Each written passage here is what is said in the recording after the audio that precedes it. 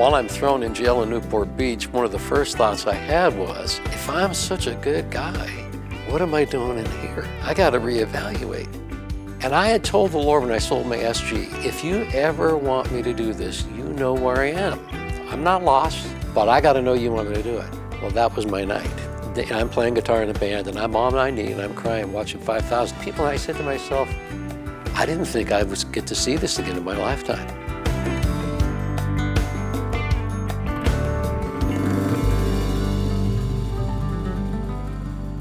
Hey, thanks for joining me today.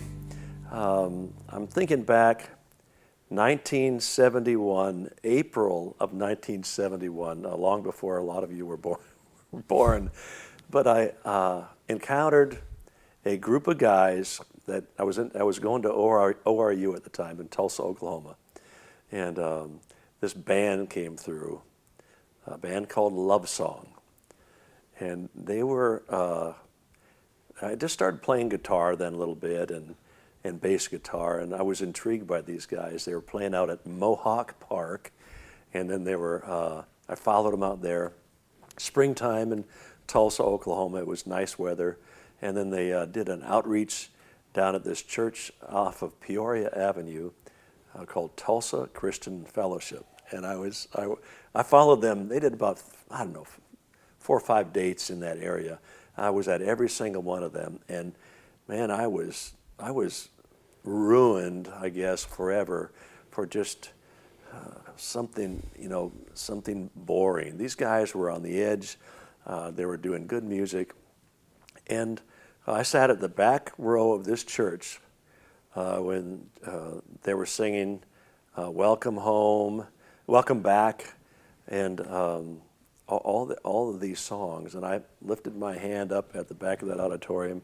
I don't think anybody saw me. I didn't walk forward, but I said, I was a Christian, but I had never really surrendered everything, all my music and everything to the Lord. And I said, that night I did.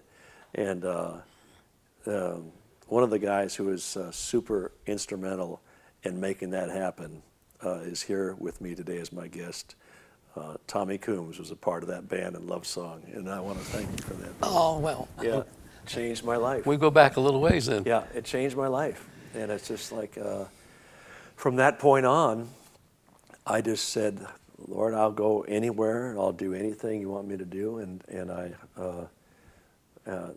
just shortly after that, I joined a musical group called Living Sound.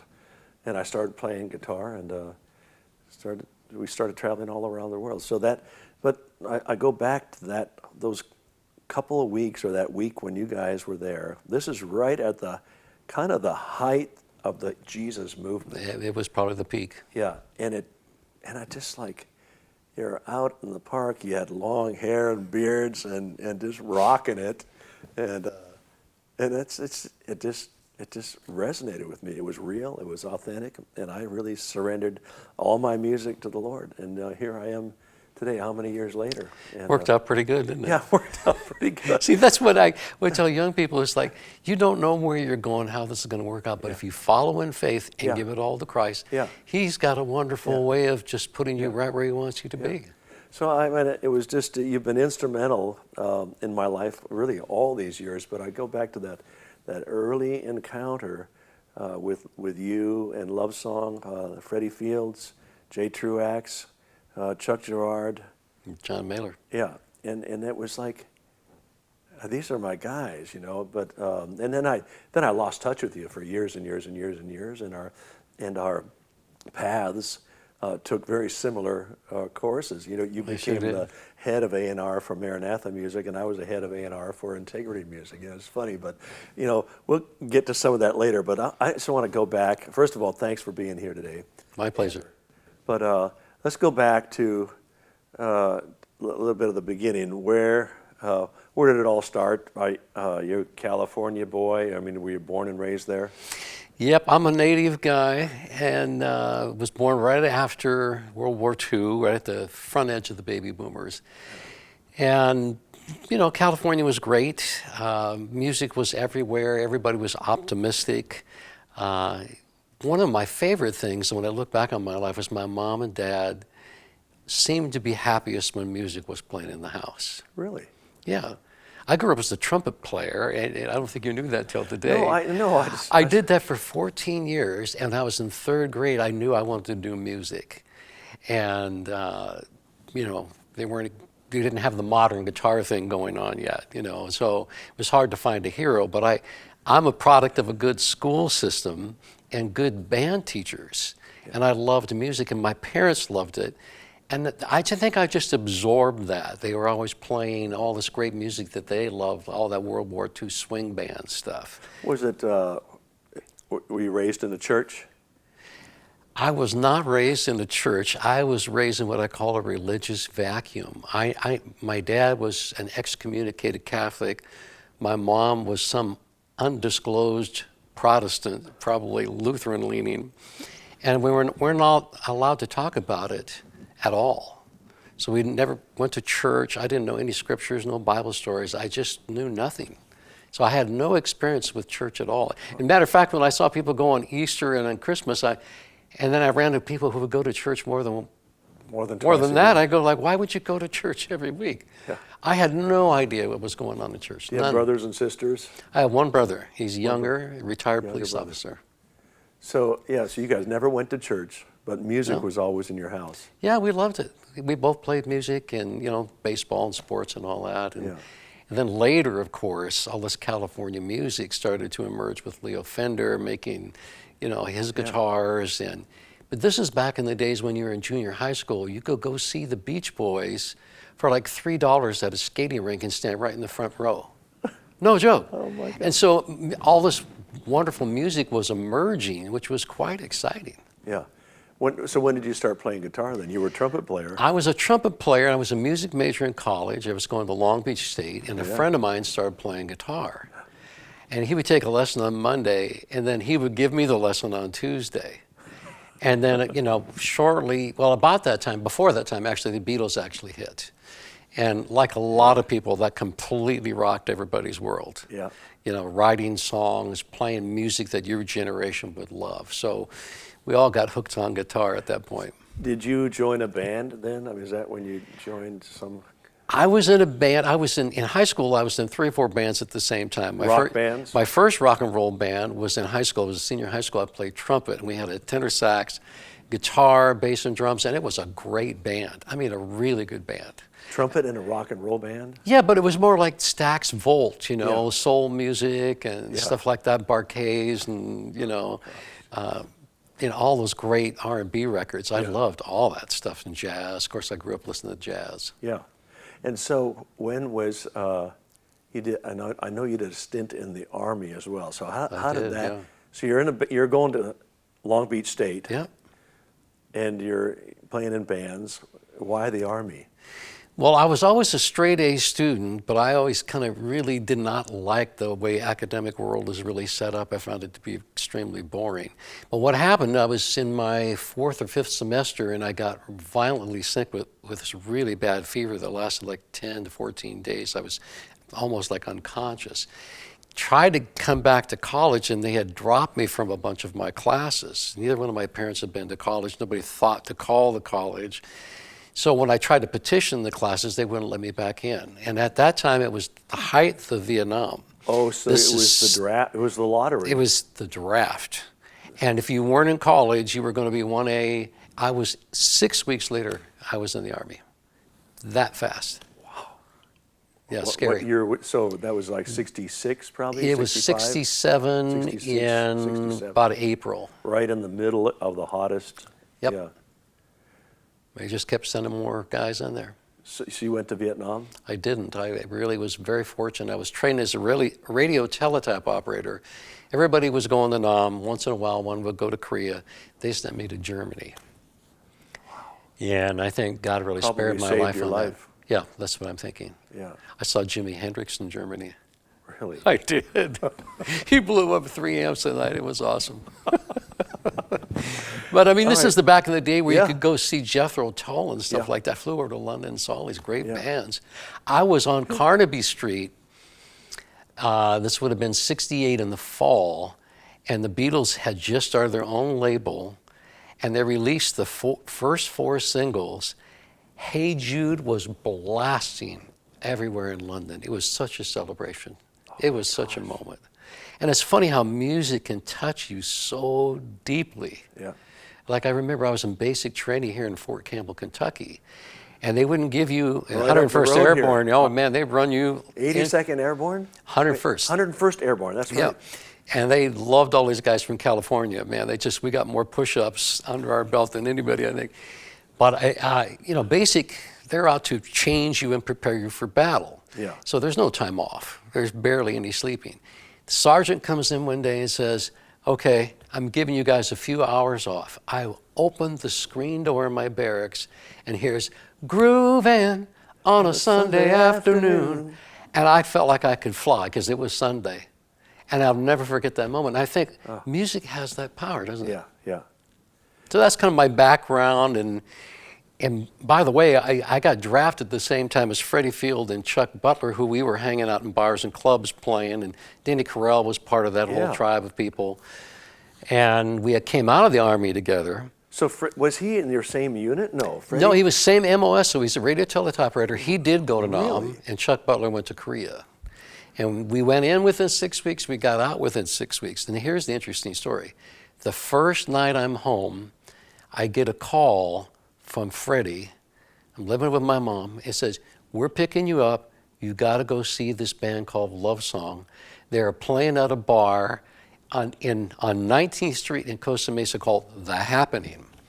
And in the band was Denny Carell, my two favorite guitar players, Chuck Girard, and a bunch of other guys. Nobody was saved. No, these are not. No.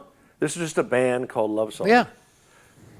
And I had Freddie Fields. Yeah, wow. And Fred wasn't in the band, but he took me to see them because this is what we did. We'd all go find great musicians, go see them, and they would come see you. That's how we learned our craft, right? We're playing every night.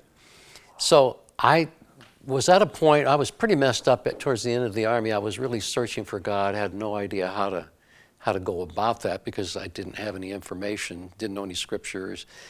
I didn't know that Jesus was the doorway in. I had no idea.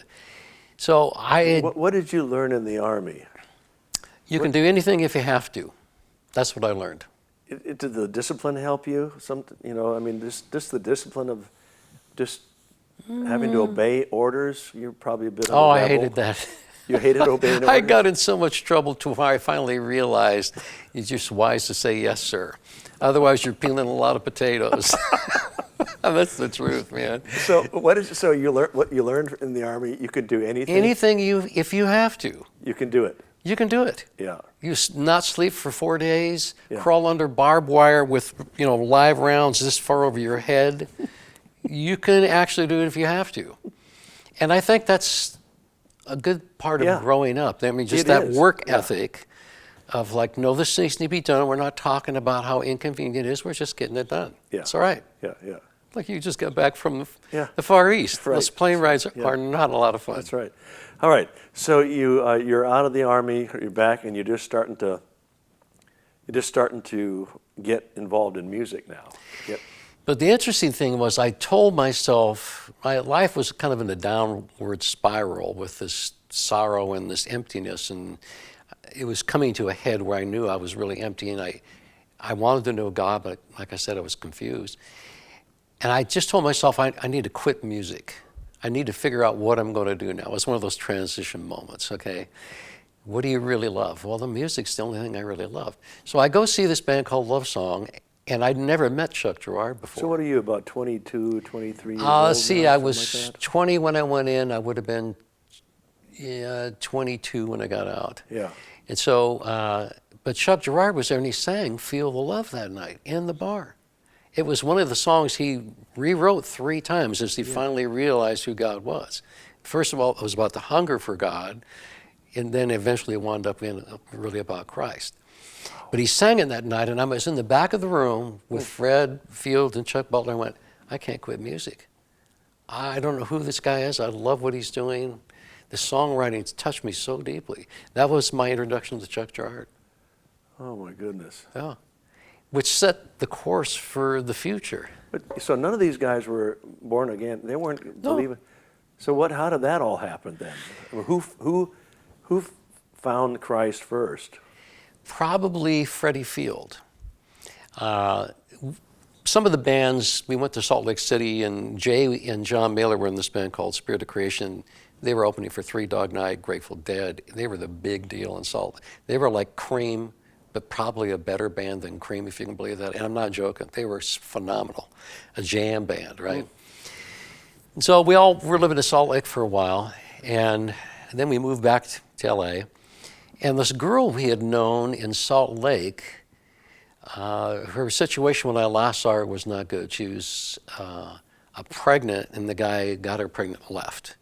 And I thought, boy, and her name was Sandy Love, sweetheart of a girl.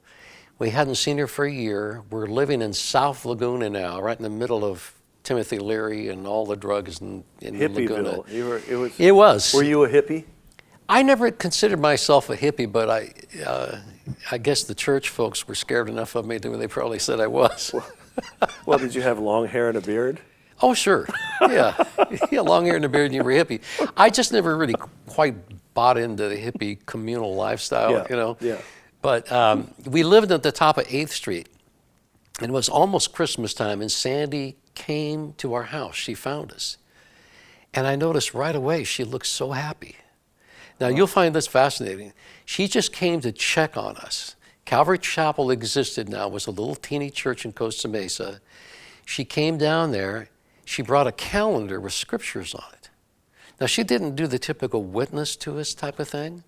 She really genuinely cared about us, but just checking in on us. So she lived in California, now in Pasadena. She left the calendar with scriptures on it. And she also brought an odd book to bring to a bunch of non-Christians. It was John Sherrill's book called They Speak in Other Tongues. Yeah, they speak with other Freddie read that book, looked up every scripture. Freddie Field is now earned a PhD. Wow. Smart guy. Freddie Field, wasn't he playing guitar in the band? Was he? Oh yeah, he's rhythm guitar or lead guitar?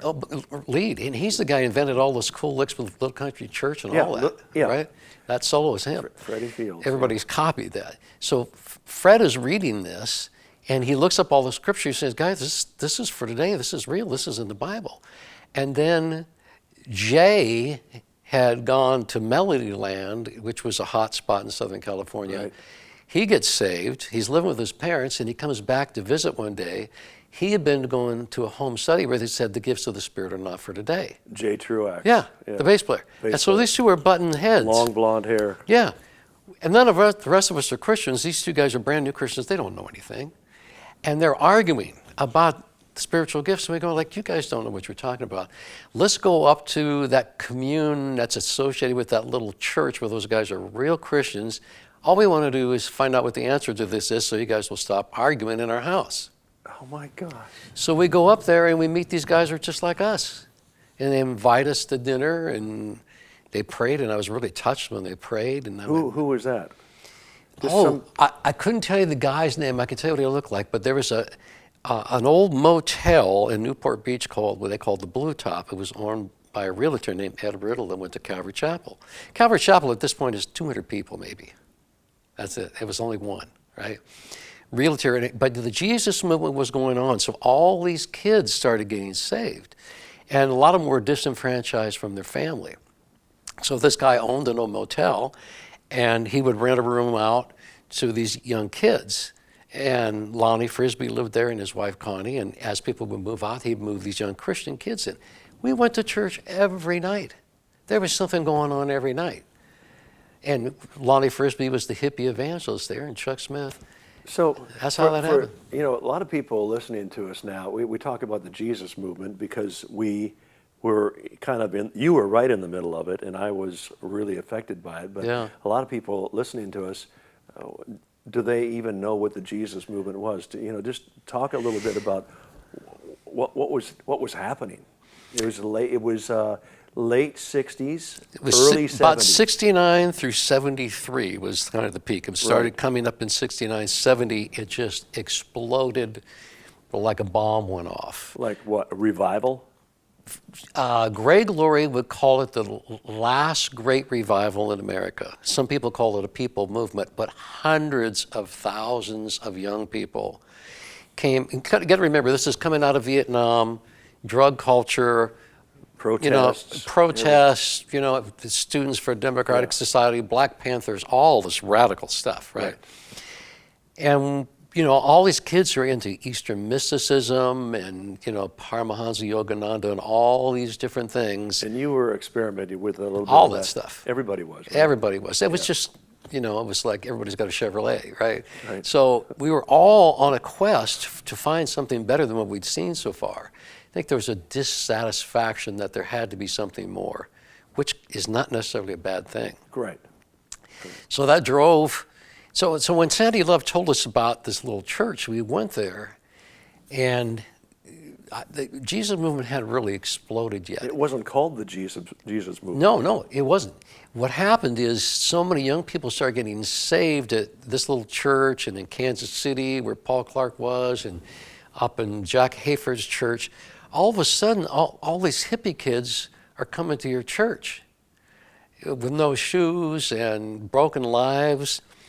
And they're sitting and they're anxious to study the Bible and read the Bible, and they go forward, give their life to Christ, and pretty soon their parents are coming to Christ, and then they bring all their friends. And so when I went to Calvary Chapel, what I tell people is I was scared to death. I was so broken and these people were so whole that I felt like I didn't belong there or I didn't deserve to be there, but I watched what went on. And here's what I learned. God was there. I had no way to process this. I knew God was present in the room. They actually loved him. And when they sang these simple songs of worship, I could tell they were I was almost like I knew what the next word was. And then when Pastor Chuck Smith broke open the Bible, it was so reasonable. And I went, wow, they actually know what the future is going to be. And then they laid oil and laid hands on people and prayed for the sick. And it was so obvious that they did the basics of church and faith really well. And that touched me deeply, made me want to come back. And you had no context really, because all your life you had no context for what a Christian life looked like. So you're there just as an observer. Right, and the guys in Love Song would say at that point, culture and young people, the last place they thought they would find the answer they're looking for was in church. Well, that radically changed. God, here's the beautiful thing. No man can take credit for what happened in the Jesus movement. You could talk to Jack Hayford, Pastor Chuck has passed on. Any of these guys would say, it was so big, all we did was we just kind of kept it on course inside the walls of what we were doing here. So all these kids get saved. So Love Song, 4 of the guys get saved. We're living still in South Laguna. We start writing this new music, right? We're reading the Bible and all these new songs come up like, Front Seat, Back Seat, and, Feel the Love Already Existed, Changes, all these great songs. And one day we say, I don't know what we're going to do with this music, but I wonder if that pastor would let us come and sing at his church. So we go down to the church. We ask for Chuck Smith's secretary. It's in the middle of the day.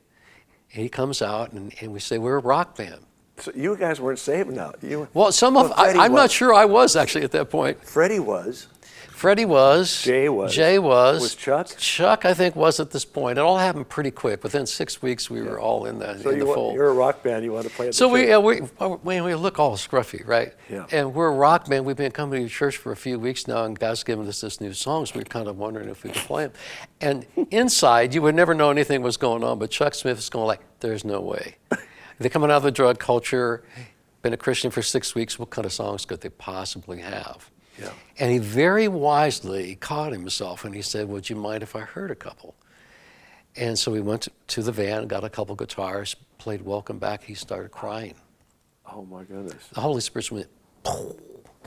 And he said, I've never been anywhere, but I'm wondering, can you guys come tonight? We have a youth group tonight. Can you come tonight? And we said, we think so. Our guitar player's doing weekends in Theo Lacey jail for a drug bust, but he gets out about 4 o'clock. I think we can make it. Can you imagine a pastor going like, oh yeah, okay. Bring him. Yeah. But he realized that God had really done a change, radical change. And unbeknownst to me, the church had a vision that God was going to do something new. So they had no piano, no organ. worship was like Chuck Smith sitting on a stool singing camp songs. And so we went from all these hippies doing the Gata Vita and Jimi Hendrix to singing, you know, happy, happy, happy, happy, happy are the people whose God is the Lord. Hundreds of thousands of people. And that was like a wave coming in. And before too long, Expo 72 was happening. And we found out that this is not just going on in our backyard, this is going on everywhere. Across the United States. So it was probably most of the leaders in the church that are approaching retirement age were touched by the Jesus movement. People got radically saved. Yeah. And here's the beauty of it. We weren't theologians. We didn't really know the Bible much yet. But I love this, what Chuck Girard says. All we knew was we were blind, now we see. Yeah. And our driving force was we want to tell our generation in every way we can, especially through our music, that Christ is the answer we've all been looking for. Yeah. That was it. Fantastic. So if you asked us to come and play in Juvenile Hall, we'd be there. If the phone rang and somebody asked us to go, we said yes. No negotiating the fees. We didn't charge anything. Nothing. Nothing. We just went. Great way to learn how to minister. Yeah. Right? Yeah. And but before this, so, you know, we kind of skipped over when you committed your life to Christ. So you came as an observer, right, checking it out. You also ended up with a couple nights in jail. I know that from your testimony. Yeah. So, and somebody gave you a Bible in that jail. Well, I was deeply involved in the drug culture. I didn't know anybody was straight. It's just funny how that works. And if you get so deep in, you don't know a normal person. Everybody was. And it was so common. It was so common. It's sad. It's common again, actually. So I wound up in jail. We were going through Newport Beach, 3 in the morning. It looked like a Cheech and Chong movie. The car is filled with smoke, and we get pulled over. Right? We figured nobody's there. Well, some policeman is monitoring Corona Del Mar. Doesn't Corona illegal. Del Mar, right on the Pacific Coast Highway? Yep, right there. I know exactly as you come from Laguna into Corona Del Mar. So he did literally an illegal search and seizure. He had no reason to pull us over. But police were... A car full of guys at 3 Yeah, other than smoke everywhere, right? So we get convicted of a felony, long story short, a whole year of dragging your family and all your friends through this. Really, really embarrassing. But while I'm thrown in jail in Newport Beach, one of the first thoughts I had was, if I'm such a good guy, what am I doing in here? I got to reevaluate. And after a day or so, I asked for a Bible, and that would seem like a funny thing to do for a guy who knew nothing. It was just like in the back of my mind, my grandmother used to, listen to Vernon McGee on the radio or something, So, somewhere in there, we started going to Calvary Chapel, and we actually met Chuck Smith before the final sentencing came down. And but I tell you, when I came to Christ, there was no goofing around. If I was to make a picture of somebody carrying a 100-pound backpack like a military guy full of rocks, that was me. All my burdens and guilt and sin and all the mess upside down. I was on the floor, literally on the day I got saved, crying like a baby for probably an hour. And I got up, light as a feather. And Chuck Girard likes to tell the story, I got saved at a love song concert, which is basically true. So you were doing the concert. Yeah. So and barely saved. Well, what happened is I didn't understand, like when Chuck Smith would ask people to come forward and give their life to Christ, I was just too embarrassed to walk up in front of people. Yeah. But I was already reading the Bible. I was kind of in mentally. But so we go from being busted, doing, that, to all of a sudden we're asked to sing at an anti-drug rally for the police department in Costa Mesa. So we go to the Orange County Fairgrounds. In fact, I went there recently just to see where I got saved. And Chuck Smith is there. We'd sing 3 or 4 songs. He'd do an altar call. And on the 3rd time we did it, Chuck Girard, he's missing a harmony part. We're singing. And he doesn't hear Tommy's voice. And where's Tommy? Tommy's over on the floor crying like a baby. And what happened is, it's It's funny how you can hang around with Christians a long time, you can hear the word of God, you can grow up in church and not really be completely surrendered. So here's what the Holy Spirit said to me, because I had been reading the Bible a lot. I didn't have any trouble believing the stories. And I love the fact that Jesus was healing everywhere, so compassionate. So here's what the Holy Spirit said to me. Tommy, you've been trying to do all the right things, but that's not what I want. What I want is for you to give me your whole heart, because I'm the only one that can make your life everything that you ever dreamed it can be. You can't do that. Only I can do that. And when that happened, I finally understood what God wanted. He just wanted my whole heart. And then it was not hard to surrender. It was a joyful thing. And that changed everything. I mean, everything. I reflect on it from time to time, where I would be if I had not met Christ. I'm pretty sure I'd be dead. My drug problem would have gotten worse, or I'd be in jail. Or I would literally have lost my mind, because if you start messing around with drugs, that can happen. So, you think of the insight of a guy like Chuck Smith, seeing the rough edges on you guys, and knowing that you didn't have your act together completely, right? But yet he was perceptive enough to see that God was doing something in your lives. And he put you on a platform. He did. He really loved kids. Loved kids. He actually got saved at a camp when he was a kid. Gave his life to Christ there. So he had a real heart for youth and young people, and he could be a lot of fun. And he just saw God doing something in a new package. He recognized the work of the Holy Spirit, and then really he just poured himself as like Steady Eddie into being there, teaching the Bible, loving on us. And the families in the church were so encouraging. Nobody ever put us in a headlock, said, hey, you got to get a haircut, or any of that So stuff. there wasn't a lot of pushback in the church from a bunch of barefooted, long-haired people coming Not from that church. In fact, what happened is they built a new sanctuary, had a brand new carpet. The carpet layer said to the board, don't let people come in there with bare feet. It'll ruin the carpet. So Chuck Smith shows up at church early one day, and there's a sign one of the elders had put on the door saying no bare feet. He rips it down. He gets all the elders together. He said, if this new carpet keeps one of these kids out, I will rip it up right now. We're not having this. So in some ways, he just took away the high hurdles. Yeah. But there was so much love there that you literally see a lady with silver blue hair with a mink sitting right next to a guy with no shoes on and smiling at each other. I had never seen anything like that in my drug culture world. Never.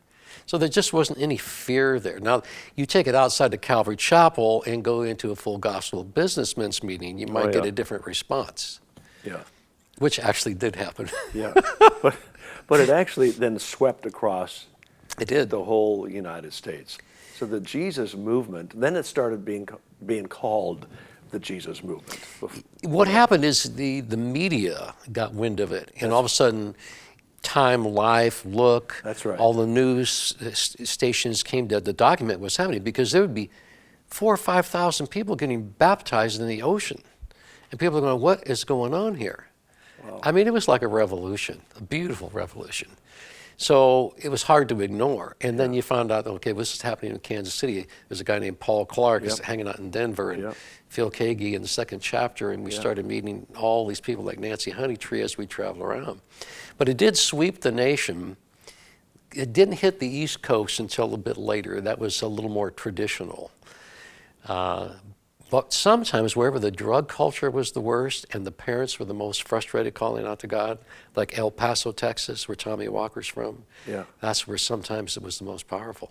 But you'd had David Wilkerson and Nicky Cruz crossing the switchblade. So, those people knew what was going on. Teen Challenge, Youth for Christ, and then Campus Crusade.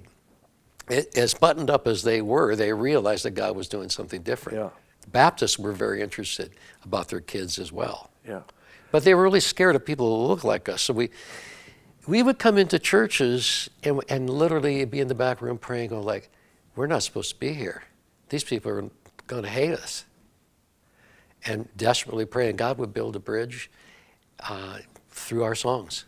Not by what we said, but just sometimes one song, everybody go like, oh, God's all over these guys. I guess we can trust them. I don't like the way they look, but not sure I want them hanging around our kids, but I love the love of Jesus they've got. What a privilege for you to be right in the middle of that. I mean, has there been a time since then in the world where there's been such a movement, such a revival? I mean, I don't think so. Not that I know of. I've never heard of it documented anywhere. So you're right in the middle of it. You started writing songs. Yep. You started touring with Love Song. You actually started touring, and that's where I heard you. That was 71. Yeah. And out of that, then, somehow all these musicians, somebody had the idea to record an album. It was Chuck Smith's idea. It was Chuck's idea. And here's the interesting thing I didn't know for 20 years. He didn't start Maranatha Music for spiritual reasons. The spiritual stuff was already happening. Yeah. He just knew that these kids were going out and driving 300 miles and nobody would give them even an offering for gas money. And he said, these kids need gas money. So I get a call one day from Chuck Girard saying Chuck Smith wants us to go down to Buddy King's 4-track studio in Huntington Beach and make an album. And so Debbie and Ernie were on it, The Way, Children of the Day, lots of these bands. Love Song did 2 songs on that in Maranatha. So it was like a compilation. It was a compilation album. Smitty, Michael W. Smith, heard that as a kid in West Virginia and said, I think I want to do this too. I think I can be a Christian and do kind of fun music that I like. So that album sold for $4.95. There was really no record company to speak of. We put them in a Sunday school room. It sold 160,000 copies with no record label, no marketing, no distribution. Because kids would buy 5 of them, give them to their non-saved friends, they listen to them, they get saved. Wow. Oh God, I want to see that happen again. So bad. Oh my goodness. When I think about you guys hitting the road, there was no negotiating a fee on the phone, no negotiating. You went out and you played for gas money, and the church, and they give you some food. Where did you stay? Hotels or homes? Stayed in homes mostly. Yeah, we didn't stay in hotels. We'd stay with host homes. Yeah. Those are my early days too. It's like we didn't get paid for doing that. We're out on the road. Nobody got paid. And this is why I have friends all over the world, and you do too, because if you throw a dart at a map of the world, there's a good chance I slept on somebody's couch in that city. You made a lot of lifelong friendships that way, right? Right, but also it took the rough edges off of me, off of you. When you go through something like that, it develops some character. You talked about the Army teaching you things. This is my early days out touring like that, where it was like Bible camp and boot camp all in one. I think that's a great analogy. They're the same thing. You endure a lot of hardship and being uncomfortable, but you learn so much. And the more we tried to make it better and staying in hotels, we found the lesser commitment of the people. But when you're just it's just interesting. Those early days, as hard as they were, it forged some kind of an iron in the people involved in that. But what a privilege it was. See, the Jesus movement was happening really big time in El Paso. And we used to some of us stayed in Tommy Walker's mom and dad's house. And the others stayed with another couple called Will and Lee, tell the people who Tommy Walker is. Oh, Tommy Walker is one of my favorite worship Mine too. leaders in the world. And I've sung a bunch of his songs. I just sung one the other day. He knows my name. Oh my gosh, yeah. But anyway, Incredible. tell him about Tom. But he's a great writer and a great musician. Yeah. He was just a little kid, and he would be like there watching all of us gather around his mom's piano after we'd done a concert or done a church service or an outreach. We're having chicken, whatever, and we get around the piano, we're all singing. And he was a little kid listening to that. Oh, man. And then we came back a couple years later. Phil Kagi was with us. Phil was with us from summer of '73 to the late '73. So we're on tour and we come through again, and he just watched, Tommy just watched this incredible concert with his guy, Phil Keaggy. Amazing guitarist, singer. One of the best in the world and one of the most unique guitar players in the world, and a beautiful guy. Yeah. So Tommy's a kid, and he's sitting right next to Phil Keaggy, and he starts talking to him on guitar, and he looks down and he notices he's missing a finger. Yeah, Phil. And he says, "Oh my gosh, that guy can do all that, and he's missing a finger." But Tommy tells me later that that's so influenced him. He said, like, why can't you do cool music and worship and be a full-tilt Christian? Why can't you do all that? Well, that's the same thing that I thought. That's what changed my life, because my background was playing in symphonies and all this stuff, and church music was boring. It was pretty staid, wasn't it? But then when you guys came through, you kind of the love song it just messed everybody's concept up, and that's the reason I said, this is what I want to do with my life, because this is cool music. It is something I can relate to, and I little did I know, in that little church on Peoria Avenue in Tulsa, Oklahoma, Tulsa Christian Fellowship, just sitting at the very back row, because it was packed. But I just, when Chuck Girard gave an appeal, I just put my hand up, and I, like I say, I was a Christian, but I just surrendered everything to the Lord, and I just said, I'll go wherever you want me to go, and I'll do whatever you want me to do.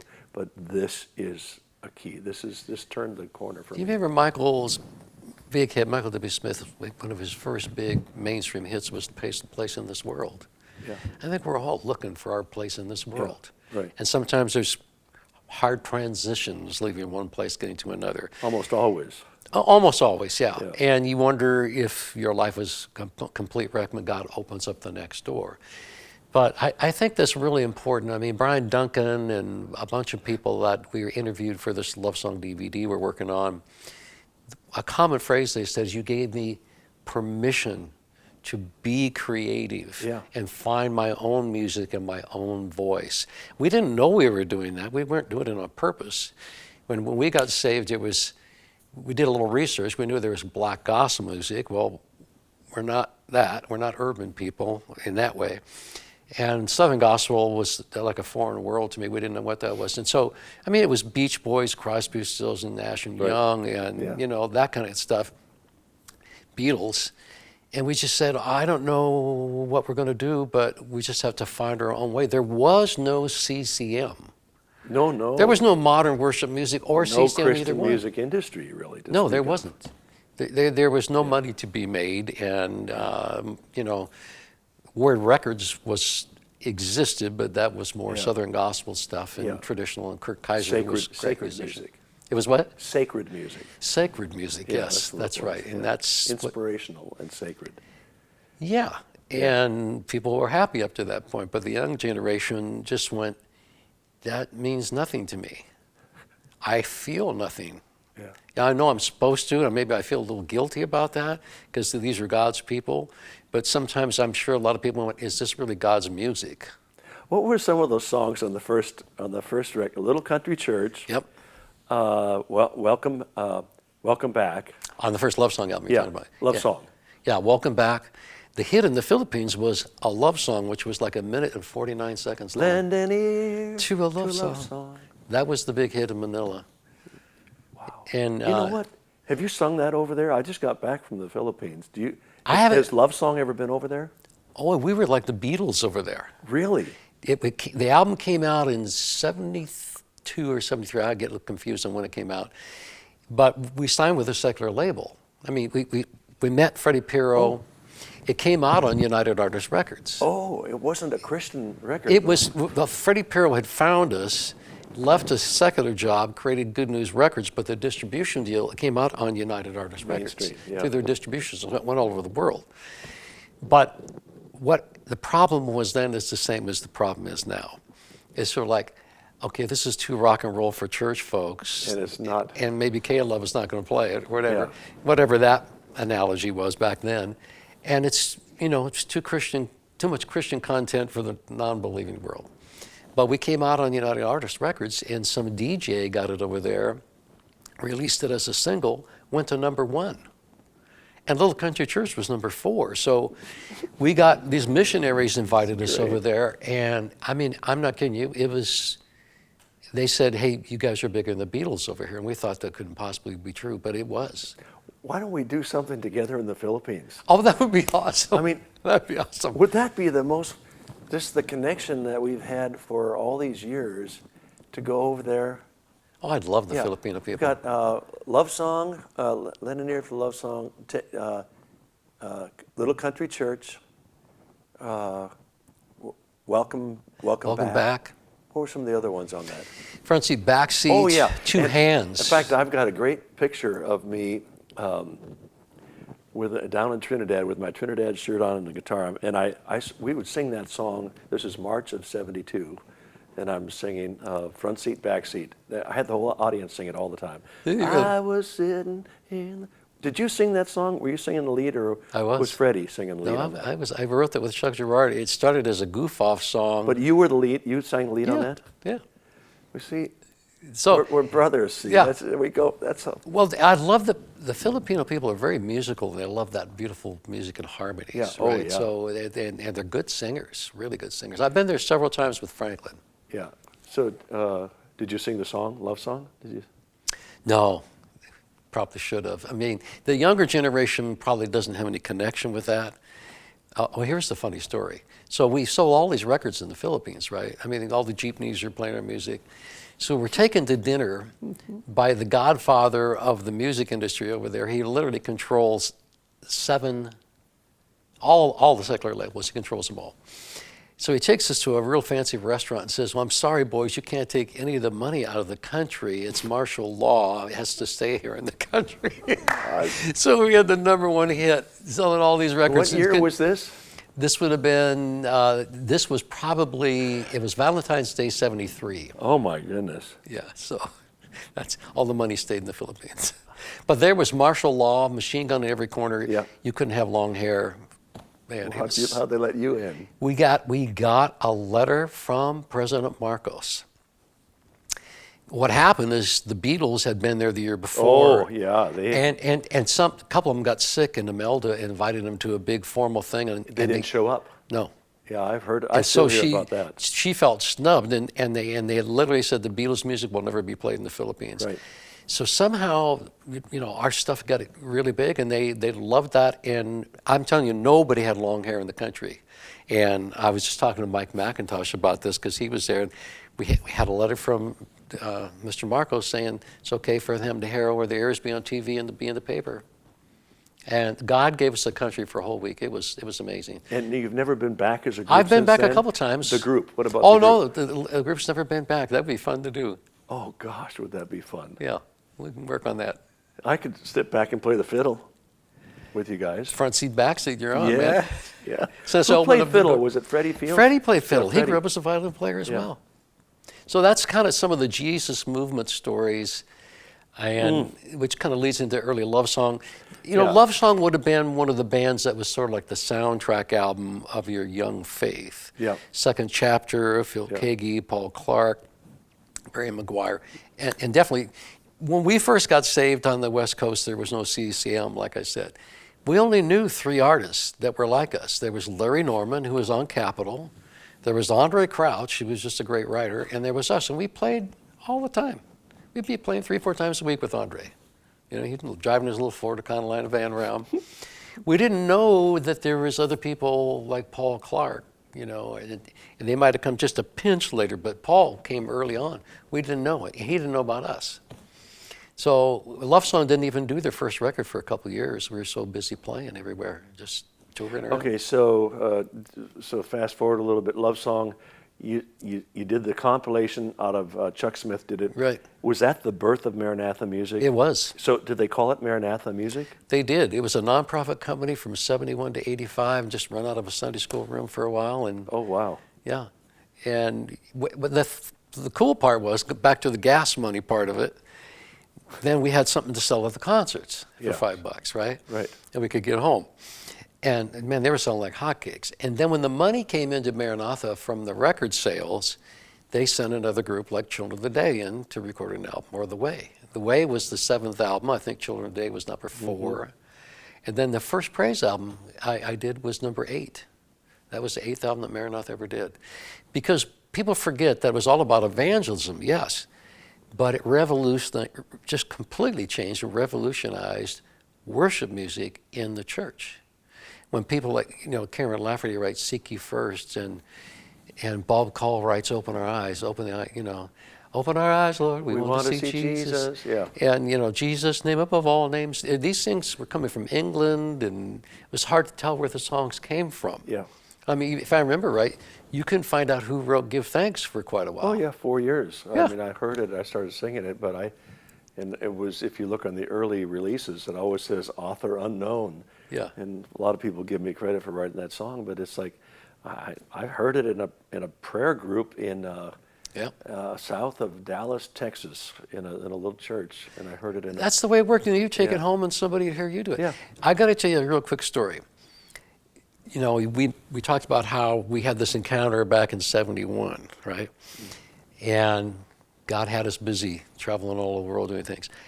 Well, I'm running Maranatha Music, and this guy Don Moen is running Integrity, the creative division of Integrity, with a bunch of great people. And I wasn't, the kind of music you're doing with all the horns and the fast-paced, more charismatic stuff wasn't really kind of my thing. Yeah. But I heard you sing "Give Thanks." Right.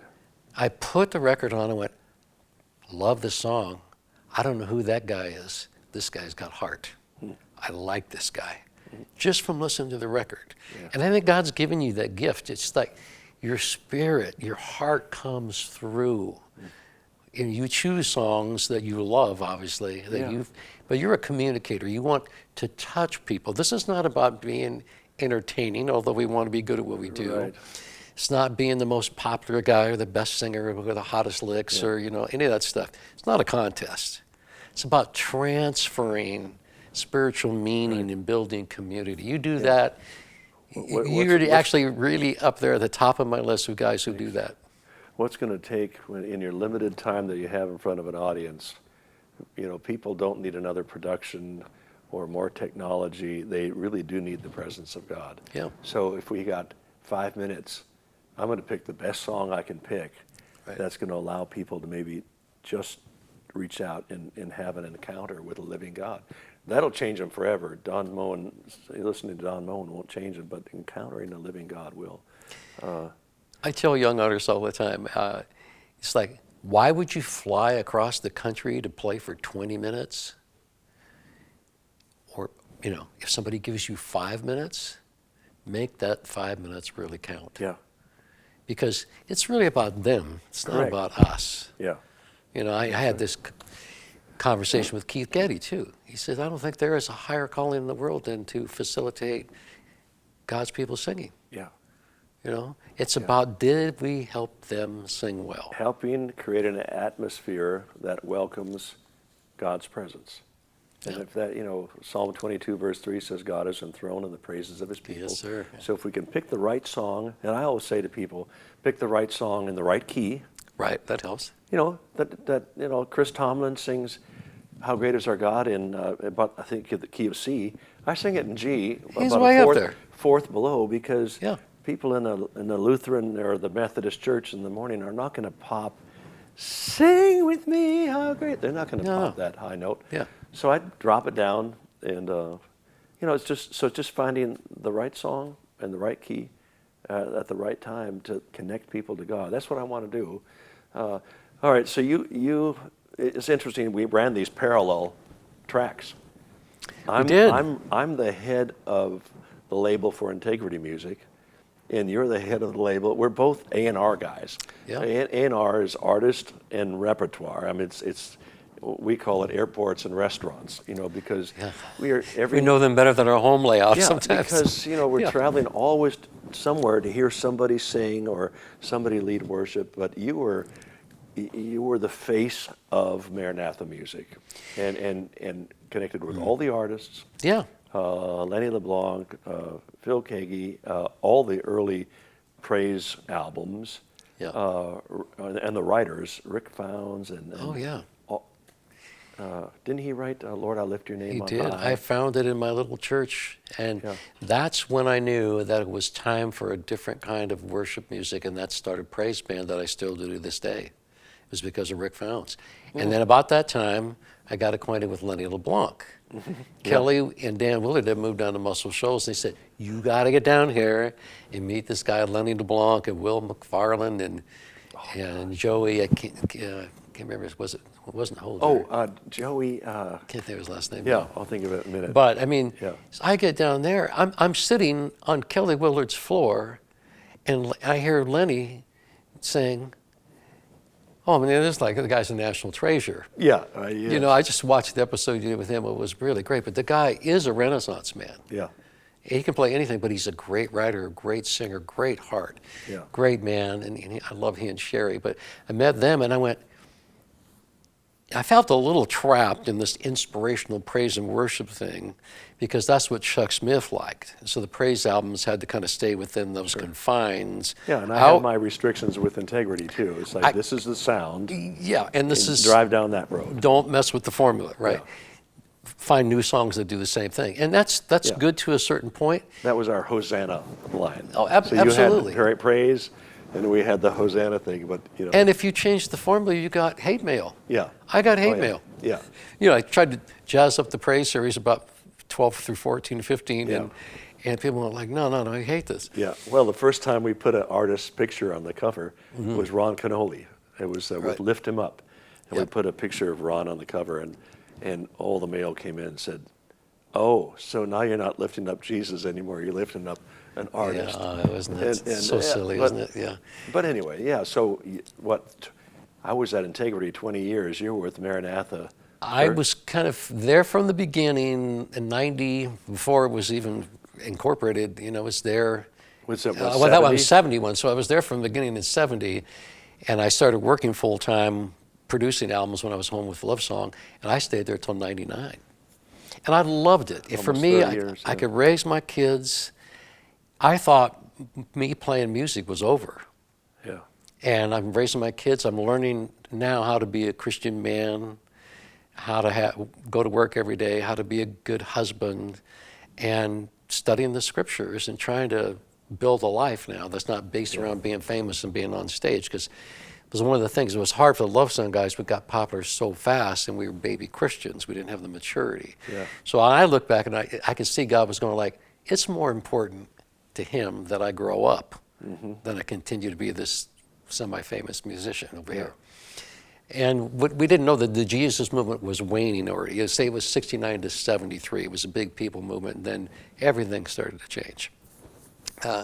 So, you know, And somewhere... then the Christian music industry launched, kind of. It sure did. You had Sparrow come along, Yep. and Word, and well, you know, half a dozen labels. Yeah, even the conservative Nashville ones, you know, had Green Tree Yep. and stuff like that, Yep. and everybody was starting to see that, well, this is a whole new thing. We can really be more artistic, and you know, you might be like a Reba Rambo, or trying to think. Tim Shepard was my Yeah. favorite out of that whole camp. Great writer, great piano Texas player. boy, was he in Texas? Yeah. Yeah. He inspired a lot of people you wouldn't expect. People would play with Kim Burrell and stuff like that. Wow.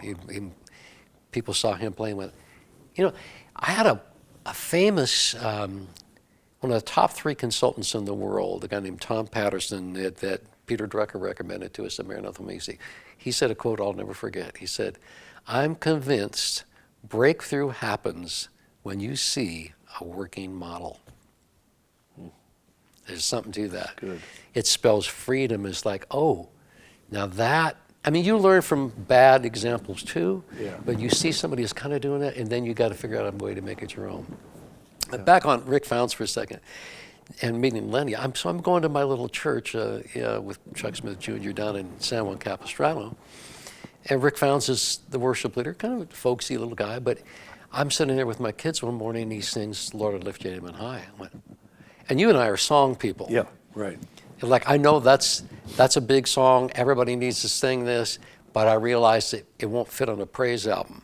how am I going to navigate this? Why wouldn't it fit on the praise album? Well, I think we may have actually done it on the praise album when I think back on it, but we did it on the very first praise band album. Okay. Because I thought it was a little too band oriented for Chuck Smith, maybe. I'm not sure. We might have done it both places. But the very first recording was on a praise band album in 1989. 89? Yeah, 89. So I had a couple songs from Lenny and Rick Founds, and I found Jesus, Mighty God from like that group in Texas. Can't think of the name of them. Christ for the Nations, I think. That might have come out of there. Yeah. So I kept collecting these songs. Now, you'll appreciate this as an A&R guy. I play it for everybody I know. They're going, no, we don't need that. I'm going, you're crazy. Lord, I'll lift your name on high? Yeah, and some Lenny songs. And they just couldn't figure out how to market something new. I played it for Stan Moser, riding from Waco to Dallas. He's like, nah. I carried that cassette in my pocket for 2 years. And this is where you and I are the same. We see what the future holds sometimes. Yeah. And we may torture other people around us, but we see, no, it's going to be over here. Mm-hmm. And this is a new expression, and it's more band-oriented. So I finally talked my partners at Maranatha Music into letting me do an album. We called it Praise Band, which caused a lot of confusion because they thought it was instrumental.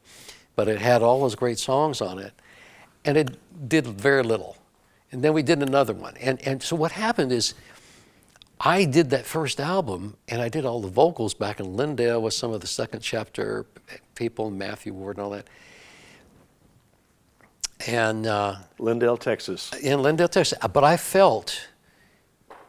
really felt God's call to do that, to make a band out of that while we recorded it back there. Remember it really clearly. When I quit music as a player after Love Song in another band called Wing of Prayer, I was set on going back to school. I was going to be a CPA, and I sold my SG and my amp. I bought my wife a couch. I was in school like right away, and producing albums full time because I just was important to me to learn how to make a living for my family, right? And I was being paid $2.40 an hour to produce a praise album, which sold hundreds of thousands of copies. So the humble days, right? Yep. So I gave the album to Greg Laurie, who we got saved at the same time. And I said, tell me what you think about this. I said, man, it's great. I love it. He's a music guy, right? And I said, I think I'm supposed to put together a band, but I don't even know if it'll work. I said, what if we try a 12-week experiment? He says, great, we'll do it Sunday night at my church and Monday night at Pastor Chuck's church. 100 people will get saved every night. That's kind of Greg's MO anyway. Yeah. But it just caused a revolution. And that 12... So for 12 weeks, you did a Sunday night? Sundays and Mondays. And a Monday. And that went on for about 3 years. But somewhere in there, Franklin Graham saw me at Greg's church. And so the 12-week experiment went on for 3 years. Well, almost 30 years now. That same band is still going. Yeah, that's the Tommy Coomes band now. Well, now it's that, okay. Yeah, it morphed. So that started as a 12-week experiment? Yeah.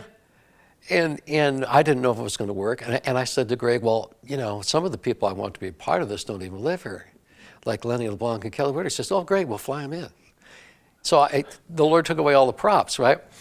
And boy, we knew. No more excuses. Oh, no, we knew right away. And I felt like then the next thing I know, we're playing Anaheim Stadium, right? And there's 55,000 people there. 5,000 people, 10% of the audience, come down to the front. And I had told the Lord when I sold my SG, if you ever want me to do this, you know where I am. I'm not lost, but I got to know you want me to do it. Well, that was my night. I'm playing guitar in the band, and I'm on my knee, and I'm crying, watching 5,000 people. And I said to myself, I didn't think I would get to see this again in my lifetime.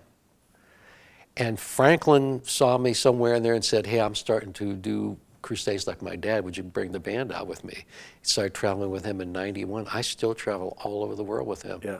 Great all guy. All over the world with Franklin Graham and the Praise Band and the Tommy Coomes Band. Yeah. So there's this partnership that I want to talk about a little bit here between music, leadership, evangelism, churches. Yeah. I've never heard a pastor ever complain about a great worship musical time that opens up people's hearts before they bring up the Word of Right. God. Have you? No, Never. no. They rarely say thank you, but they realize without music, it's going to be harder for me to do my job. Yeah, it breaks down some walls and it disarms people a bit. And people are more focused on God instead of Yeah. their problems, you know. If you're picking the right songs. Right, there's a big if there, that's Yeah. right. Yeah, I mean, So, you know, Franklin has been very loyal to me. He's seen the value of the band. I mean, we have 11 people in the band, and he still flies us all over the world because something spiritual needs to happen. This is not about a light show. You know, Right. he a lot of times we'll have a lot of guests in foreign countries, and sometimes things get a little wacky. yeah. You know, or a little in the flesh maybe, or a little bit like, oh, this person's famous and, you know, whatever. Yeah. And Franklin, and people like Greg, Laurie, and Franklin and leaders you work with, they got a barometer on the audience at all times. Mm-hmm. They know what's working and what's not. They know how to read the room. So Franklin told me one time when things were getting a little wacky, he said, your job is to, whatever goes wrong before I get up there, your job is to fix it before I get up there. No pressure. Clearest job No description pressure. I've ever had. But his Yeah. dad used to say, the crusade starts when Bev Shea gets up to sing. And so my job with the band is twofold. To get the audience focused and ready to hear the evangelist, Right. and to get the evangelist calm and focused and get ready to do his job. So it's two jobs at once. Yeah. And we're called upon sometimes to lead worship, sometimes to do, you know, message music. And you really have to be pretty flexible, don't you? Yeah. You got to be able to like read the mail as well. And if the boss says, no, I want you to do just one song instead of the four you Yep. have because we're running late, Yeah. you can't cry like a baby about it. You go like, okay, how do we change this right now? Yeah, and that's what, you know, the younger, a lot of it, you know, younger people coming up, you know, when you and I started, we weren't singing to 10 and 20 and 30,000 people. No, we weren't. It'd be 10 and 20 and 30 people. Lots of times. Yeah, and it's like one time Darlene Check asked me the question. She goes, Don, how old were you when you sang to 10,000 people? I said, I was probably 42 years old. She goes, I've got 19-year-olds who are singing to 25,000 people. Wow. And how the challenge is, how do you realize, how do you teach the young people that it's not about, when you hear the energy of a crowd of 20,000 people, there's a certain energy there. Oh, yeah. How do you have enough character to realize it's not about you, it's about him, and your job is just be a conduit. That's the right word. Just be a conduit. So that's, I know on your heart, on your heart, you have this thing called, is it called the music compass? Music compass. Music compass. We talked about that earlier, but this the desire to mentor, to model, to teach, to train, worship leaders and musicians who you know, what did you say when you pull it up on the website? The first thing that Where do you want to go today? What- It's what it's a- about helping artists, artistic people, find their way. It's like when David went out to fight, you know, the giant, Goliath, you know, Saul gave him his armor thinking, well, this is how you do this so you don't get killed. And he tried it on and says, this doesn't fit. I got to find my own way. I got my own way of doing this. I'd kill lions and bears with a slingshot in his bare hands, actually. So I got to do it this way. And people thought he was crazy. All of his older brothers were ridiculing him. Right? His dad just sent him down to check on his brothers. So I think it's important, whether you are going to be a Switchfoot or a Kurt Franklin, if God's wired you that way to capture the hearts of young people, whether they know Christ or not. Man, I hope we get a few more guys like that. Yeah. Switchfoot, I've known them since they were probably 16 and 14. The Foreman brothers, their dad, Yeah, as a pastor, he's earned PhD from Cambridge, I think, or it was in Boston, Harvard probably. And so anyway, he calls me one day. He's a musician as well, and he said, "Can you come down here and just be with my family? It's like my boys think they want to do, quote unquote, secular music." And so I'm sitting with them over dinner. I listened to these boys talk for about 15 minutes, and I knew they were going to be just fine. They're very culturally savvy. Yeah. Their faith and their worldview is very integrated to where it's not either or. Yeah. I really don't think God's a real big fan of either or. It's like, be a Christian in whatever calling God gives you. Yeah. If you're going to be a guy who builds houses, take your faith into that world. Right. We need people in every aspect, in every vocation. So I think what's confusing sometimes the young artists, especially now, if you're a talented musician, they think you're supposed to be a worship leader. Mm-hmm. And maybe you can do that and do your art as well. I do know a lot of people do both. Mm-hmm. Sometimes being the artist is kind of a meager living, and you may be on staff as a worship leader. But like Fernando Ortega, he was a worship leader for a while in Southern California, but we all knew this guy's going to be an artist. Yeah. You just knew it. And he's cut his own path. He's completely different than everybody else. I was reading something that you said about the worship, where worship is today, that it needs to be redefined. How did you say that? Well, I'm a little scared of what I see nowadays. I should preface that a little bit. I'm really excited about a lot of things about worship and the quality of the songwriting and the young worship leaders that are really outstanding as people. But back to your character, I'm more concerned about character than your musical gift. But I want to see the two put together. Right. Back to that either or. I hear pastors all the time say, if I had to choose between a real gifted musician with a bad attitude and somebody who's got a great attitude who's mediocre, I'll take the mediocre guy any day. Yeah. Well, in some ways, I understand that, but wouldn't it be great if we could bring them both together? Help mold the generation of people who are both unapologetically. Yeah. I'm just really good at my craft. I want to get better at it, but I love Jesus with all my heart. It's funny, Tommy.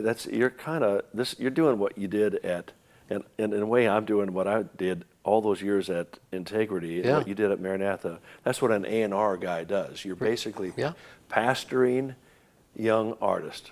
Mm-hmm. You're helping them pick the song. You're helping them craft the project. Mm-hmm. But you're going one step further, and you're mentoring. Really, you were mentoring. But now you've got Music Compass, which is like saying, this is specifically how I'm going to mentor. Well, and that's probably going to be maybe the last phase as I get older of what's going to be the most important to me. And I'll tell you how this started. I was doing Promise Keepers, at the height, put all those bands together. Greg Laurie, his Harvest Crusades that were huge. Franklin Graham Crusades all over the world. Billy Graham Crusades. And I did about 12 of his. And then I was doing these things called worship leader workshops all over the country. And I had the most fascinating conversations with leaders and artists. I mean, the artists would be they'd be singing the blues about how they knew what God wanted to do, but the pastor just wouldn't even sit down and talk to them about it, wouldn't allow it, wouldn't trust them. And then the pastors being frustrated about these musicians being so unmanageable, right? Sure. But one day I was walking along the beach where I lived in Long Beach in California, and I'm going, God, what do you want me to do next? And he said, well, let's dig around in your heart. I think it's already there. I said, well, what I'd really like to do is some of these conversations I've had with leaders, I always felt like I wish there was a camera right over my shoulder, because a whole lot of people need to hear this. Right. So I said, well, it's a visual world now. We'd all rather watch something than just listen to it or read it most of the time. Mm. So I just started interviewing people like you and Lenny LeBlanc and Jack Hayford and Kurt Franklin and Franklin Tommy Graham, Walker. Paul just to say, how do you think about what you do? You tell me your story, like we're doing today. Tell me your story, and what were the points where you really learned something you wanted to hang on to it, and what matters most now, and what have you, like to a worship leader, what have you learned about working with pastors? How did you build rapport? How did you gain their trust? You know, how did you get their encouragement? How did you get their approval? And pastors, I have a saying that people are not going to like, but I found it to be very true. Most pastors have no idea how to work with creative people. And that's a generalization, I know, and there's some exceptions to that, and maybe the younger guys get it more now. It's sort of like businessmen and musicians. They don't trust each other. Yeah. You know, they're two different worlds, two different passions. Right. But here's what I got to say about that. We need each other really bad. The church needs this partnership to work at a really high level. Now, somebody who I think has really got it right is James McDonald up in Chicago. He's really integrated. And then come to find out is he started as a worship leader in Canada. So he understands the creative people. Yeah, and if you see him, you know, most pastors are looking at their message, reviewing, which I understand because it's a fearful thing to speak for God. Right. A lot of accountability there. But not James. James has done his homework. He's in the front row with his hands raised, fully engaged in the musical portion of worship. He sees it as, he even said, I'll sometimes give it more time than my sermon because I think it's just as important, if not more. I never, ever thought I'd hear a pastor say that because their passion is the Word of God. Yeah. Which ours is too, lest you be confused. We love the Word of God too, but we understand there's this unseen dynamic of the Holy Spirit and the presence of God and the way that God interacts and speaks to people uniquely, individually during a good corporate worship time. Yeah, I mean, I've talked to pastors all the time who are looking for, they call me and say, hey, Don, we're looking for a great worship leader at our church. And I said, and I say to them, I said, why don't you lead worship? Why don't you lead the worship? Well, I'm not a singer. Well, I said, they're not looking for a singer. They're somebody to lead worship. Yeah. And just set the tone. Rather than, like you say, get in their notes and, let the worship leader do his thing. No, set the tone for your whole congregation. Yeah. I am a worship leader. I'm not necessarily a great singer, but let's just, sing it again. Let's do something. But he sets the tone. Yeah. And when the pastor is a worshiping pastor, the church will be a worshiping church. That's exactly right. Tommy Walker said, if you're looking to interview for a worship position, you're interviewing that pastor too. He said, don't go to work for a pastor who's not passionate about worship. If that person's not a worshiper, don't take that job. Right, because you'll never really connect with. Yeah, I mean, a great example to me was David Jeremiah, the famous Baptist pastor down in El Cajon, California. Yeah. One of my favorite guys. They were building a new sanctuary and they were going to call it the worship center, and he was riding in his car and the Holy Spirit said to him, David, you don't know the first thing about worship. And he realized it was true, so he started reading everything and could get Tozer and everything. And he said, I'm in good company. Most of our leaders don't understand anything about either.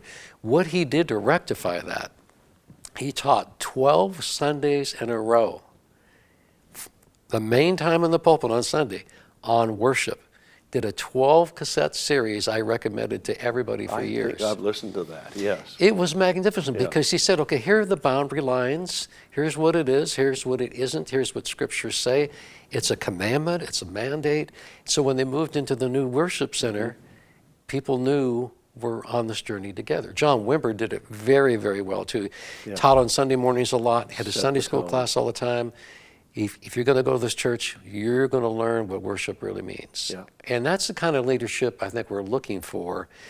At least you can be an encourager. I was in Singapore and Bangkok last year, and I'm doing this church, and I'm actually preaching part of it on Sunday morning at Living Streams Church over there in Bangkok. Love these guys. And they do their sound check, and they say, oh, we're going to pray, and I think we're going to go in the back room. Oh no, 50 people show up on the floor and they start going at it. Yeah. And I'm like, these people are so passionate, but what really touched me is the senior pastor walked up on stage with some of his prayer team elders, and they laid hands on all of about a dozen musicians up there and just commanded the blessing and released them to their ministry. I thought, I have never, Powerful. ever seen such an affirmation move from a pastor, ever. Powerful. Every musician, this is like getting your father's approval. Yeah. Most guys can't get their father's approval, right? Fantastic. We low crawl under the barbed wire, hoping Yeah. one day he'll say, well, I love you, son, you did a good job. Yeah. That's unfortunately kind of true in our churches. I mean, maybe that's changing, but I'm just, that's my heart crying out saying, I think we need to grow up in this area and realize it's not just your job and my job. In some ways, you can't build an entire church over just your preaching gift. Yeah. You got to have a lot of other gifts and ministries going on in the church, and we should be much more integrated in our thinking. But that's something. The other part of what I see that I started on about what scares me a little bit Yeah. is what happened to evangelism. What you said, what you see happening in worship, this now scares you a little bit. It's all about worship. What about our neighbors that don't know Christ? Right. You know, Yeah. you mentioned the Gideons and the Music Baptists doesn't are good at equal it. worship, and worship doesn't equal music. Right. No. know? Well, I'd made that mistake for a long time. Correct. Yeah. Yeah. But it's way it's a part of it, but it's way more than that. Our music, but it's I say to people sometimes, what happens if you take away the drums, take away the keys, take away Yeah. the guitars, no music on the platform? Right. Would you still worship? Could you still worship? Could you? What would it look like? Yeah. I think I've it'd seen be it done a lot of times. Sense of purity, like, Lord, we still worship you and praise you. And so, I don't know. I think we need to get it in the right context. But It's a hard issue, and I tell a lot of younger musicians sometimes, it's like, if you can lead worship at a home Bible study with 8 people sitting on the floor, yeah, you can probably do it anywhere. yeah, that's right. And Tommy Walker says, some people skipped over the simple to the Yeah. big production, Right. and they don't know how to break it down to where Bring it back. I want to hear you sing now, Yeah, right? To me, if we do church really well, if we're honoring the Word of God and we're loving each other, because the gospel writers all pounded on this, as Jesus did. Love one another. This is what's going to be what speaks to the world. John 17 talks about that the world has a right to judge whether or not we're Christians by the love we have for one another. Yeah. So if we do church well and it's permeated with love, the Word of God, His presence, I think it is highly evangelistic. Now, people will argue with me about that. Whole books have been written on it. This is what I believe. And the reason I believe it is because I got saved in a place where they weren't reading the 4 spiritual laws. They did not put me in a headlock. There was no pressure. It was, how Jesus says, come, let us reason together. yeah, It was very reasonable, even though I had not seen it before. So one of the ways I think we could get back to the heart and the Great Commission of Jesus is to do the basics of church and our faith really well and live it out. yeah, When we're talking to the cleaners, our faith and our concern for them is shared. yeah, At the gas station, everywhere we go, yeah, we're living witnesses. yeah. And- And then when we come together, how much more powerful will our worship be? Yeah. Just coming together, living that out through the entire Exactly right. through the entire We don't week. change then. Yeah, living it out. And oh, by the way, we come together and our worship and our songs come as a result of, it goes back to being a worshiper 24/7. Exactly right. It's a lifestyle. It's a lifestyle. Music is a part of it. Yeah. It's not Not the whole thing. It's not the whole thing. It's a facet of it.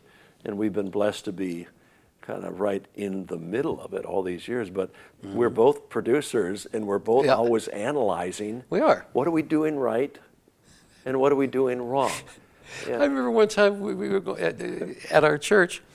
You were like 2 rows behind me, Phil Kagey's over here, a bunch of artists, and the worship guys are going at it, and it was a new song, and it started well. And it just went downhill. I looked at you, and I knew exactly what you were thinking. It's like, yeah, the guy should have spent a little more time on the chorus. Yeah. But back to singing together. I remember walking into the church one time, and I didn't want to go. I was tired. I just got off the road. And the Holy Spirit, there was something about the sound of the saints, the faith of God's people rising up in a song that I just went, oh, Lord, I'm so sorry. And God's got a way of, in the middle of our worship services, putting things in perspective. Yeah. Right? Yeah. Our problems seem smaller. Yeah. But if you were to ask me today, because I'm concerned about the passion and the gift Yeah. of some of these young people coming up. Yeah. What do you say to them Yeah. that if you, to put them on the right track and say, these are the things to focus on. And a lot of people, when they talk to me, they don't want to just do one CD. The questions they ask me, and probably you, because we've been doing this a long time. Yeah. How can I have an impact over the next 40 years? Well, that's a better question. Yeah. How can I have an impact over the next 40 years? Right. And what would you say? What would you say to that musician or that singer? You know. Well, we've talked a lot today, both on camera and off camera, about finding your own way, Right. finding your voice. And this gets down to, I think, God gives the gifts in a way that pleases Him. We don't even get to choose how He divvies out those gifts. Right. Some are called to preach, some are called to write, some are called to sing, to counsel, whatever. So I think what you have to kind of go through a time where you experiment and try things. You know, somebody asked me to join the worship team. Well, yeah, let me just say yes. I really believe in just say yes, That's good. as opposed to just say no. Yeah.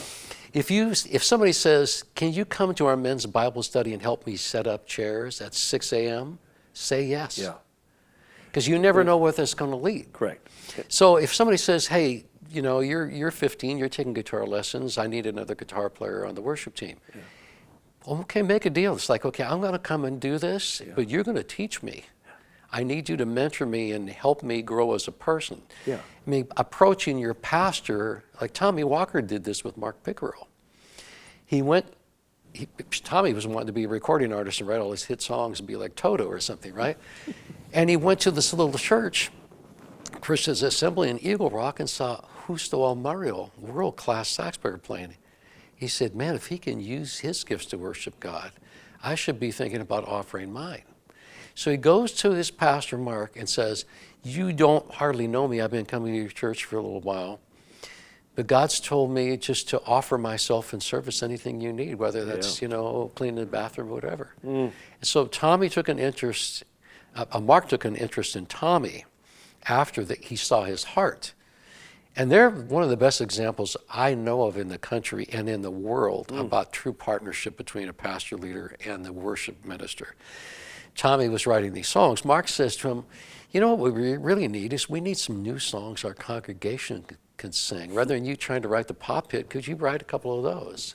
And that just started down a road where this guy wrote Morning into Dancing, He Knows My Name, all these wonderful, wonderful songs. But it started with him offering to serve. Exactly right. Saying yes. You cannot hold a person down who's got a willing heart. That's really good. You cannot. Yeah. So the other thing I think is we need role models. Yeah. Okay, if you want to be a great guitar player, you probably already know who most of the great guitar players are. Yeah. And when we were kids, we take the needle back and listen to it over and over again because we could play it exactly. That's how Eric Clapton learned to play. Yeah. He got a woolen sock tape recorder, played the blues thing, then he played it, listened to himself, and said it was exactly the same as his blues heroes. And he still uses these licks all these years later. So finding some heroes, whether that's heroes of the faith, pastors, musicians. But here's the problem I see. Maybe you're going to be a great writer and you don't know that yet.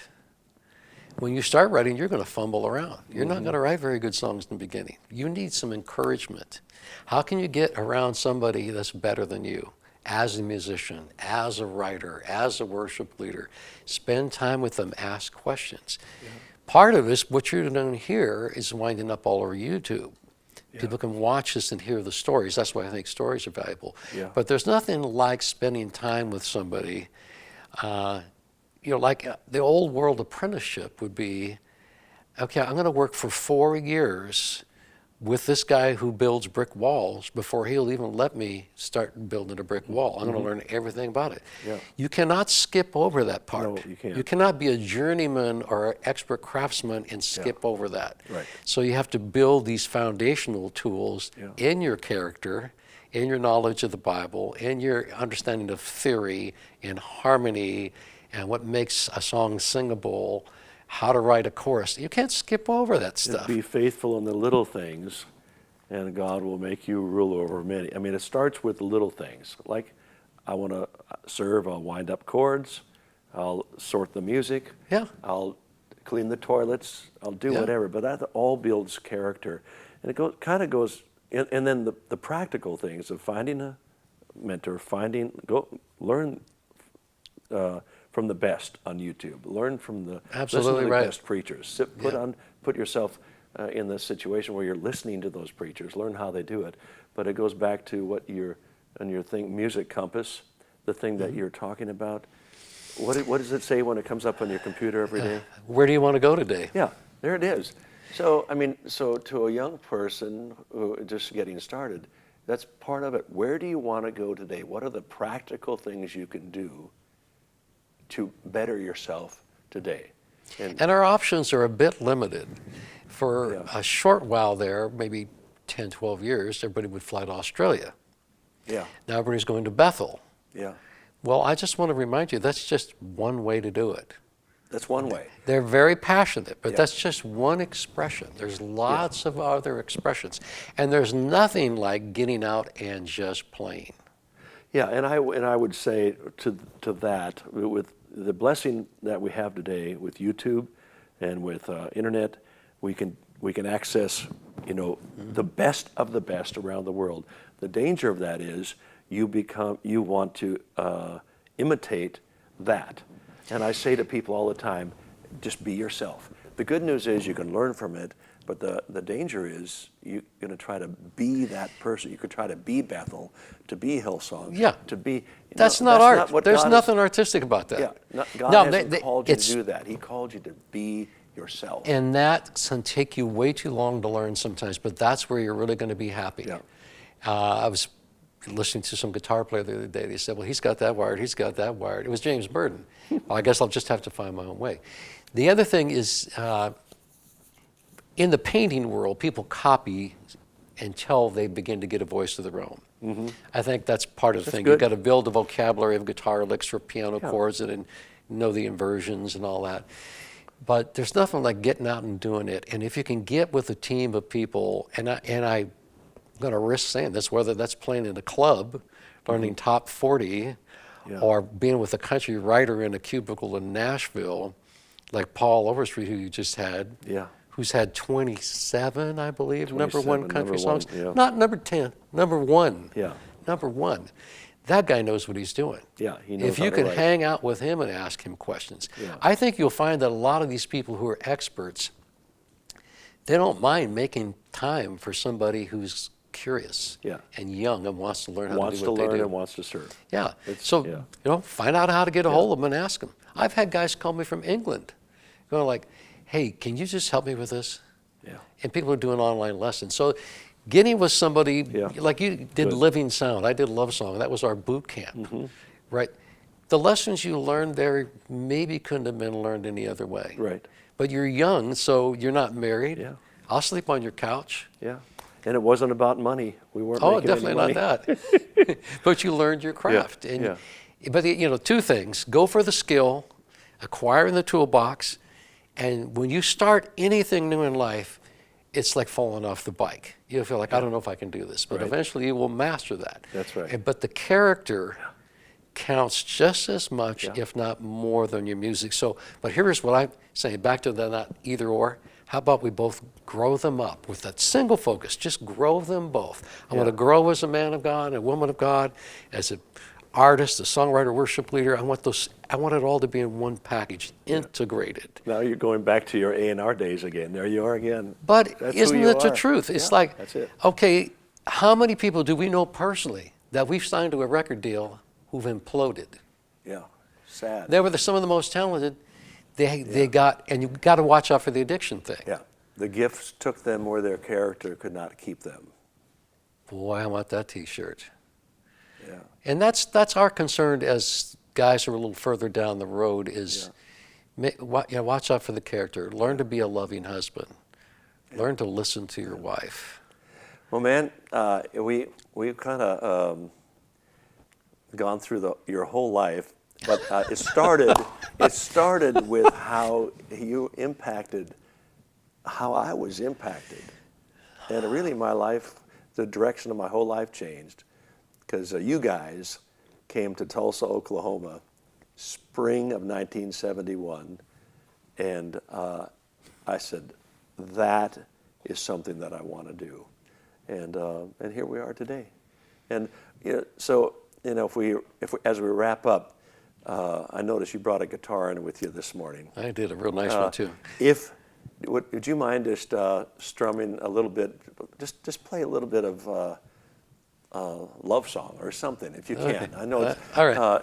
Can you bring his guitar to him? It wasn't the one that I sang. I got to do it in a whole different Okay, you can key. sing one that you know. Well, But a beautiful guitar. this is made by a guy named Stephen Raphael Marchione in Houston, Texas. Gosh. Look at that. That's Bookmatch Flame Koa. Oh, that's beautiful. Yeah, I have, I hate to say it, I have 3 of his guitars. I started writing a blues song for him. I go like, one Marchione could lead to 2. You might get 3 if your baby says you do. So, Love Song was originally like this. It was so high, I couldn't sing it. It was a Chuck key, right? It's way up there. Yeah. It starts there, right? Yeah, And then the that's bridge Chuck, is, right? and Chuck so I Joy. finally had to go like, move it a whole, he was Fifth. an A, I'm in. Yeah. Lend an ear to a love song. Ooh, a love song. Let it take you. Let it start. Oh boy, that brings me back. Oh gosh, That's what we all need, isn't it? We just need that affirming touch from God. beautiful. Tommy, thanks a million, man. Don, it's been so great. Thanks for being sharing with your you. stories. Yeah. It's great. We'll do it again.